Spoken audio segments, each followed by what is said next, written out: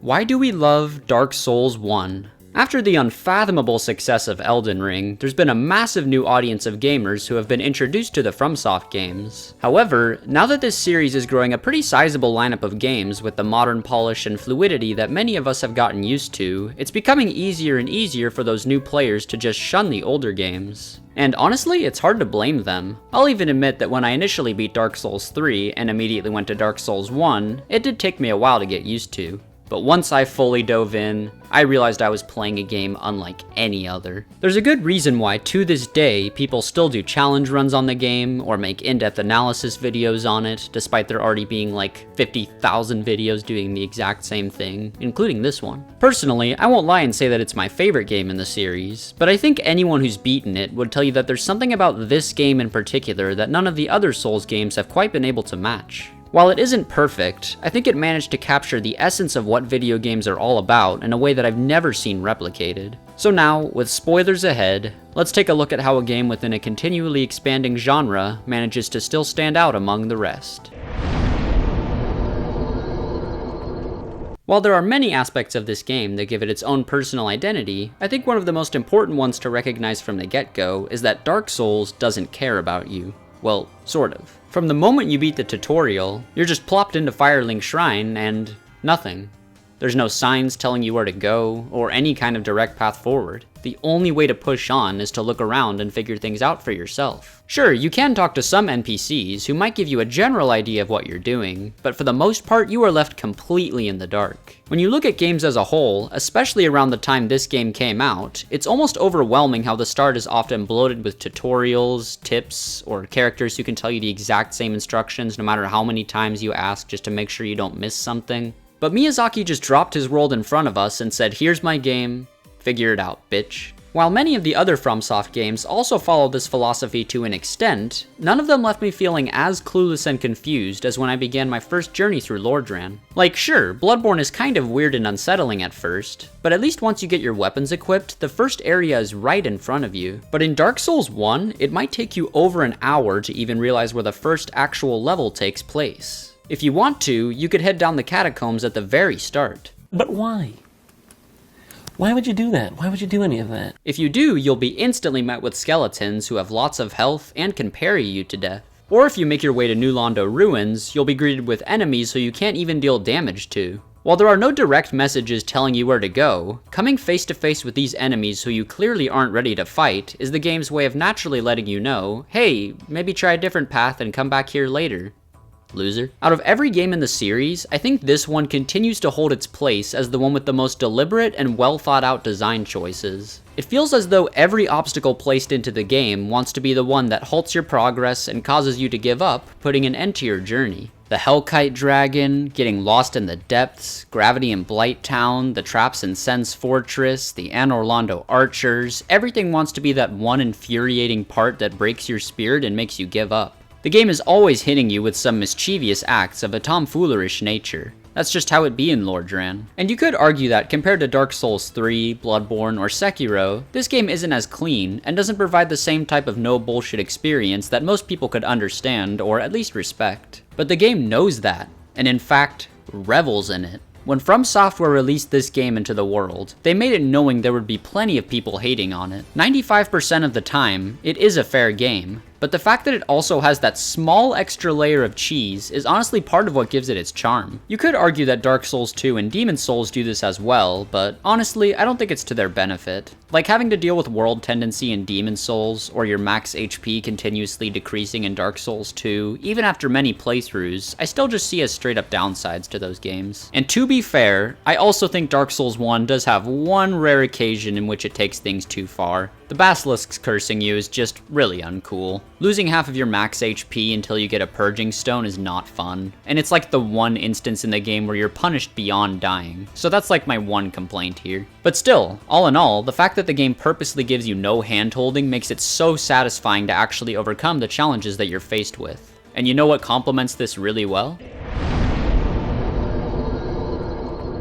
If you've ever heard anyone talk about Dark Souls 1 in depth, or listened to someone arguing why it's their favorite game in the series, then you've no doubt heard them praise the hell out of the game's absolutely nutty world design. To a lot of people, this is just straight up the best and most memorable aspect of the game. After playing Dark Souls 3, which was my first game in the series, I really enjoyed it, but playing Dark Souls 1 right after that was so satisfying, since it pretty much gave me exactly what I felt was missing in DS3, which is the most linear game in the series. In contrast, this is hands down the least linear game in the series. Well, except for Elden Ring, but that's kind of just a given since it's open world. Ever since Dark Souls 1, many of the games have, to an extent, tried to replicate its brilliance and perfectly tight world design, but honestly none of them ever really came close. Like I said in my video ranking the games from worst to best, I love how you could make 100 different people play this game and their experiences would all be significantly different. So now it's time to reveal some embarrassing shit. On my first playthrough, after beating the Bell Gargoyles, I had basically no idea what to do next, since I never went back to the basement door and didn't yet find the path to Darkroot Basin. So I was like, oh yeah, there's that stairway that leads down from the skeleton graveyard. That must be where I go next. So I then proceeded to waste the next several hours of my life making it all the way through the catacombs at a low level, and then traveling all the way through the Tomb of the Giants without a light source, only to be greeted with a dead end because I hadn't placed the Lord Vessel yet.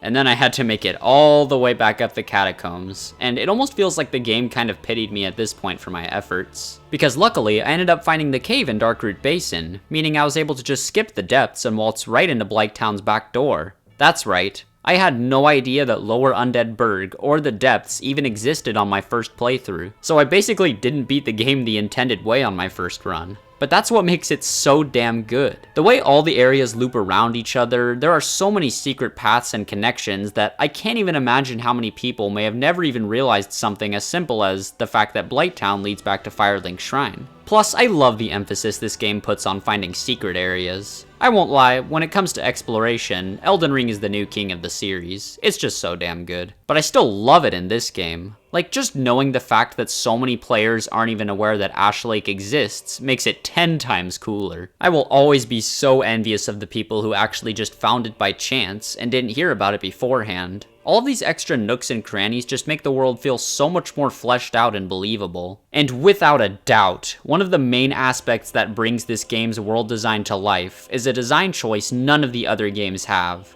the lack of fast travel in the game's first half. Think of pretty much any other game in the series. When you make your way from one area to the next, how often do you actually backtrack? Despite me having a good bit more hours on Dark Souls 3 than I do on Dark Souls 1, it feels kind of surreal and trippy to actually walk from the end of an area back to the beginning, because why would you? Unless there's a specific item you looked up the location of, there's never really much reason to revisit an area you've already been to, with a few exceptions. But Dark Souls 1 tries its absolute damnness to make you familiar with every inch of the world. Because you can't instantly travel from one place to another, finding shortcuts is one of the player's absolute biggest priorities on the first playthrough. And to go back to what I said about DS1 having the most deliberate design choices in the series, one of the best examples of this is the bonfire placements. In this game, bonfires are a rare treat to come across, and instead of you constantly trying to find as many checkpoints as you can, you end up spending more of your time just trying to find shortcuts that lead back to the bonfires you've already found, because they're a precious resource that you want to exploit to the absolute fullest. And this even creates some dynamic situations that just aren't possible in any of the other games. Like reaching a new area and getting a bonfire, but because of how you drop down into it, you can't go back to the previous bonfire, meaning you genuinely have no choice but to push onward. Also, almost every other game has an automatic checkpoint for you right after you beat a boss, which is a nice streamlined method of keeping you from losing your souls, but it also takes away the tension. In fact, speaking of streamlined, Dark Souls 1 is without a shadow of a doubt the least streamlined game in the series. Think of a mechanic such as blacksmiths. Every other game just gives you a blacksmith in the hub area, but after a while you don't really think of them as their own individual character, but just the game's way of giving you a weapon upgrading station. In Dark Souls 1, you have to actively seek out the blacksmiths, who all have their own different benefits, such as selling you unique items or being able to give you specific upgrades. It's not just a mechanic of the game, but a part of the whole world's immersion. Though I will say fully upgrading a weapon can feel a bit redundant. Also, you can't purchase Titanite chunks. You gotta find that shit, bro. Another overlooked aspect of the world is the sheer amount of background details. Now that we have Elden Ring, it is easy to look at this as less impressive in retrospect, since now we've seen a game where there doesn't have to be quote-unquote background details, because you can literally just go anywhere that you see anyway. But for a non-open world game, having all of this scenery in the background like the Attack on Titan walls or the giant structures in Blight Town does a lot for the game's immersion. It's also cool how there's lots of spots where you can see other areas in the distance before getting to them, and being able to look far back at a place you've already been adds a lot to the sense of progression on a first playthrough. And before moving on, I will say that despite the second half of the game not shining as much in terms of world design, I like that it still manages to be non-linear since you can get the Lord Souls in any order you want. The only thing that's certain in the second half is the final level itself. How you choose to get there is completely up to you. Also, while I wouldn't say that Dark Souls 1 has the overall best quality of the areas themselves, they're still really damn solid, and I think this game is one of the best examples of having a vast amount of differing environments while also seamlessly connecting them to each other and making it seem not forced at all. But enough about level design. Let's talk combat. Now, when it comes to From Software and their combat flow, there have been some very noticeable shifts in design choices as their games have gone on. After the first 3 games, they released Bloodborne, and this was really the game changer that led us to where we are today. I could make an entire video on the topic of how Bloodborne altered the way that everyone views these games, putting aside a lot of the RPG elements and focusing more on the fast-paced action. And I won't lie, I do love this style. Bloodborne, Dark Souls 3, and Sekiro are the pinnacle of them making games where the focus is almost entirely on fair, streamlined combat, where you're expected to play the game a certain way, and if you do, it's exhilarating. But the first 3 games weren't quite like this. I would argue that the most polarizing aspect of Elden Ring was its choice to lean as heavily into RPG territory as it did. Balancing on the fine line of a game being skill-based while also being RPG-based is no easy feat, because the ultimate goal of an action game is fun and fair challenge, while the ultimate goal of an RPG is letting the player tackle the game in any way they want. And this is definitely part of why Elden Ring has its fair share of controversy.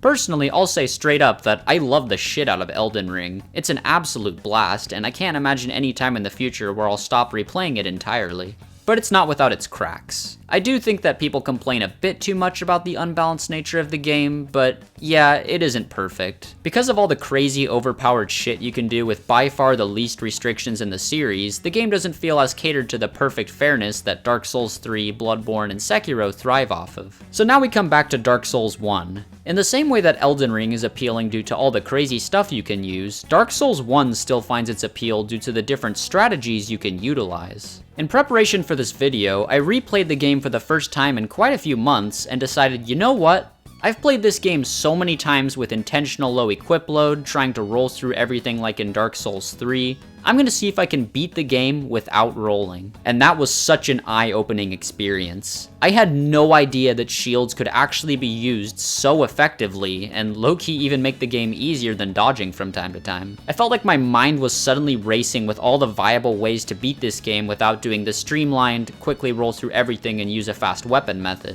And I feel like this is part of what makes challenge runs for this game so appealing. Finding new and unique ways to restrict yourself and keep the game fresh adds so much to the replay value. While I think Dark Souls 1 doesn't have weapons with the same peak coolness as Dark Souls 2, 3, Elden Ring, or especially Bloodborne, it just manages to feel so open-ended to how you want to play. Plus, that's not to say that it doesn't have great weapons. I love the build variety in this game. Flattening dudes with the Zweihander and the Great Club, being agile with the Uchigatana and Quelaag's Fury Sword, getting an all-arounder with the Claymore, or just being overpowered with the Great Scythe or Black Knight weapons. Of course, I haven't discussed magic builds, but I think those are pretty equally viable throughout all the games, except Dark Souls 3, oh my god. And I actually really appreciate how they made pyromancy work in this game. Since it doesn't really require much stat investment, it's a perfect magic type to just use alongside a melee build. Now, I know a lot of you are probably thinking by this point, bro, most of the stuff you're saying right now could just be applied to Dark Souls 2 and Demon Souls as well, and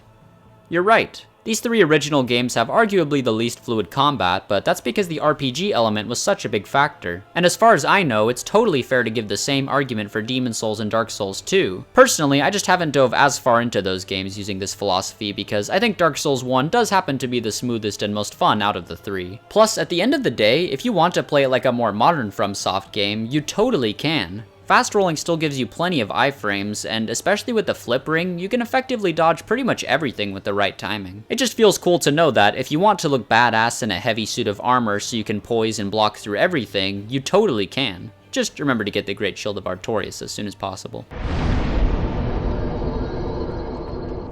By this point, pretty much everyone is familiar with the vibe of Souls games. You're making your way through an ancient kingdom long past its prime. Everything sucks, and things aren't as epic as they used to be. They already found the One Piece long ago. The One Piece isn't real anymore. But even after this whole narrative structure has been done so many times, I think Dark Souls 1 continues to be the most effective version of it. First of all, can we talk about how incredible the prologue is? Holy shit, this might just be my favorite introduction to any game world ever. Starting from the beginning, showing us how humans took over the world and basically replaced dragons as the new rulers, but then it slowly shows how the curse of the undead is taken over, bringing us into an endless cycle of dying and being reborn. It's so well done. Genuine 10 out of 10 cutscene. And speaking of the curse of the undead, this has to be one of my favorite concepts in any game. The idea that we're all fated to come back to life no matter how many times we die, over and over until eventually you turn into a hollow. A maddened, shriveled up human that's lost all sense of purpose in life. And I love how this actually ties into the gameplay.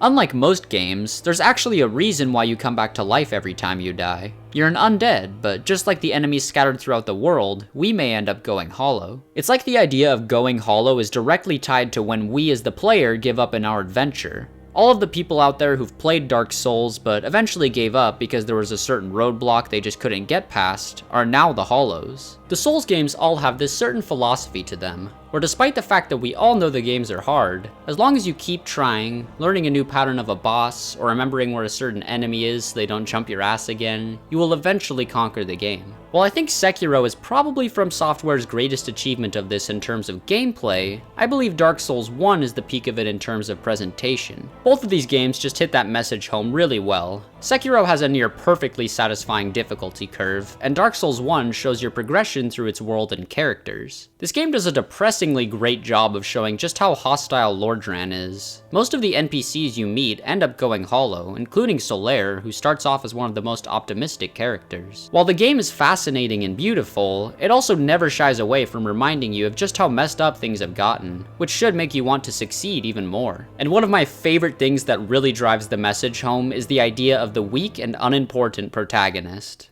Don't get me wrong, I still enjoy games where you play as a super powerful badass, especially if they have a likable personality. But I love the idea of playing as a character who ultimately begins as nothing. Just another shriveled up undead waiting to go hollow. Because this gives the choices that you make a lot of weight, getting more powerful as you progress and only earning the status that you have because of your own achievements. Who knows how many other nameless soldiers have attempted to fulfill the prophecy before you. When you first get to Firelink, you can tell the crestfallen warrior has seen it all before. You're just another noob who's probably gonna give up. But once you ring both bells of awakening, he's like, "Oh shit, are you serious?" After making it halfway through your journey, Frampt is pretty certain that you're actually going to be the first one to make it, because, well, no one else has gotten this far. After 1,000 years, it is you. It is really you.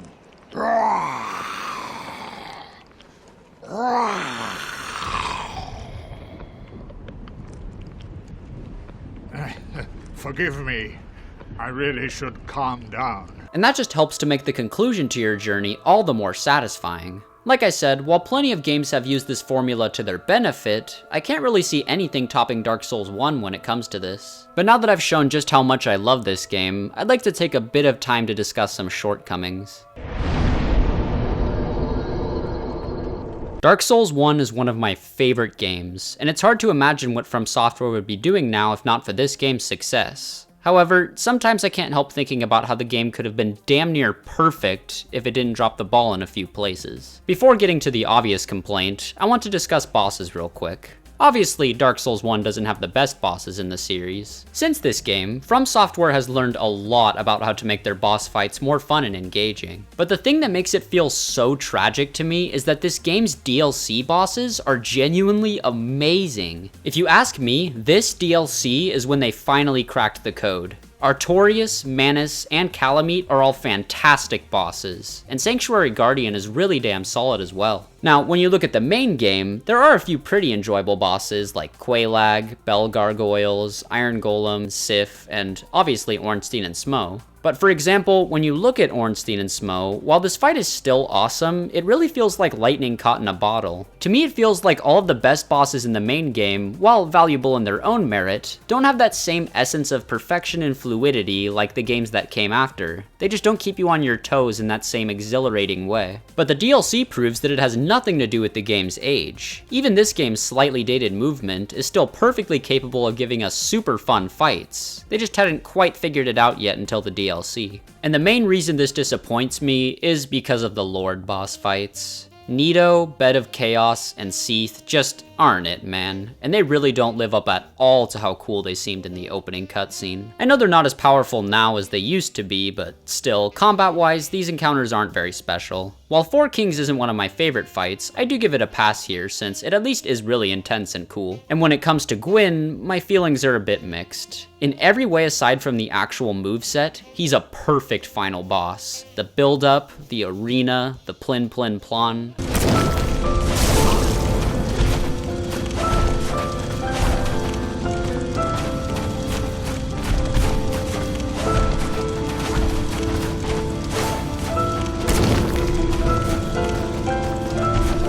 But unfortunately, he's debatably the most unfair fight in the game. His swings are too fast for the game's combat, making him unreasonably difficult, and if you parry him, you can make the fight a joke. But unlike most of the other lords, he at least does feel appropriately grandiose and memorable, so I'll take what I can get. All in all, it's not like I dislike this game's bosses, they're pretty good as a whole. It's just that I can't help but feel a bit frustrated thinking about how they could have been even better. Now, honestly, I don't really want to talk about disdain for this game much longer, but most of you know there's one thing that's impossible to overlook. I'm going to keep it as brief as I can. Yes, the areas in the second half of the game take a solid nosedive in terms of quality. Some people think it isn't that bad, others would argue that it ruins the game, and I'm somewhere in the middle.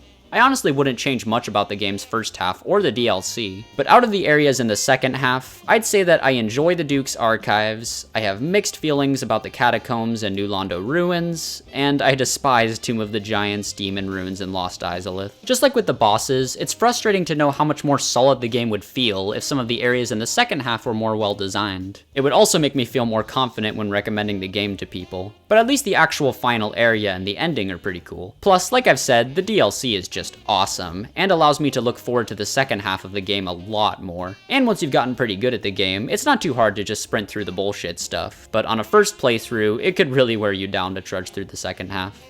I know that a lot of the points I made in this video have already been said by others plenty of times, but honestly, I just really felt like gushing about the game. Also, these days, I feel like I'm seeing more and more people call it the worst game in the series, and I don't know, I kind of just wanted to fight back a bit. Like I said, it isn't my favorite one, but I at least think that new fans of the series should give it a chance, and this was kind of like my way of selling it to any of you who haven't tried it yet. But regardless, I had fun making this, and it just feels good to have myself on record praising the game after not being super high in my video ranking the games from worst to best. Also, just a quick heads up, I'm not going to be able to work on videos for the next 2 weeks, so unfortunately my next vid probably won't be out for a while, but I'll try to get it out as soon as I can once I have the chance. And after that one, there's no way I'm putting off the next enemy ranking anymore. Right now there's a 50-50 chance on whether it'll be Dark Souls 1 or 3.